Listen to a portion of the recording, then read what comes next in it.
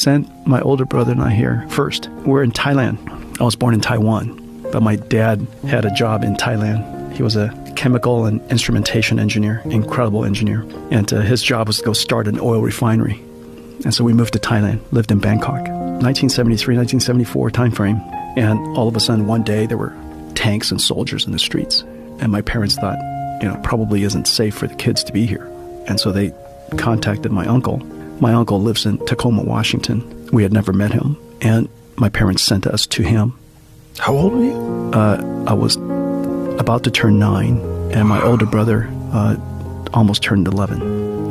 And so the two of us came to the United States, and we stayed with our uncle for a little bit while he looked for a school for us. And my parents didn't have very much money, and they'd never been to the United States. My father was, I'll tell you that story in a second. My uncle found a school that would accept foreign students and affordable enough for my parents. And that school turned out to have been in Oneida, Kentucky, Clark County, Kentucky, the epicenter of the opioid crisis today. Coal country. Clark County, Kentucky was the poorest county in America when I showed up.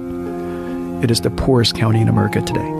And so we went to the school. It's a great school, Oneida Baptist Institute, in a town of a few hundred. I think it was 600 at the time that we showed up. No traffic light. I think it's 600 today. It's kind of an amazing feat, actually. The school had a mission of being an open school for any children who'd like to come. And what that basically means is that if you're a troubled student, if you have a troubled family, whatever your background, you're welcome to come to Oneida Baptist Institute, including kids from international who would like to stay there. Did you speak English at the time? Okay. Yeah. Okay. Yeah. And so we showed up. My first thought was, gosh, there are a lot of cigarette butts on the ground. 100% of the kids smoked. So right away, this is not a normal school. 9-year-olds? No, I was the youngest kid. Okay. 11-year-olds. My roommate was 17 years old. And the second thing I noticed when you walk into your dorm room is there are no drawers and no closet doors. There are no locks so that people could check up on you. And so I go into my room, and he's 17, and get ready for bed. And he had all this tape all over his body.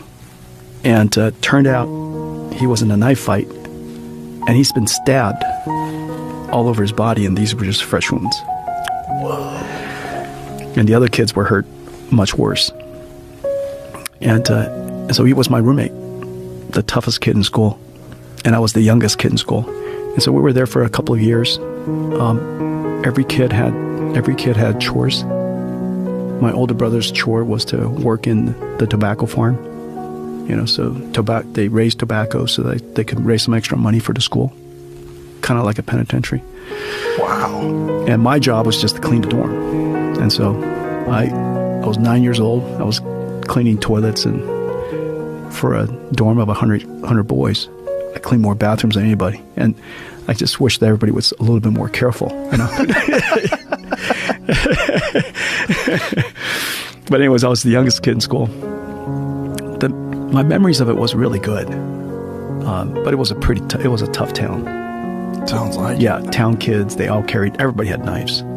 Oof. Everybody had knives. Everybody smoked. Everybody had a Zippo lighter.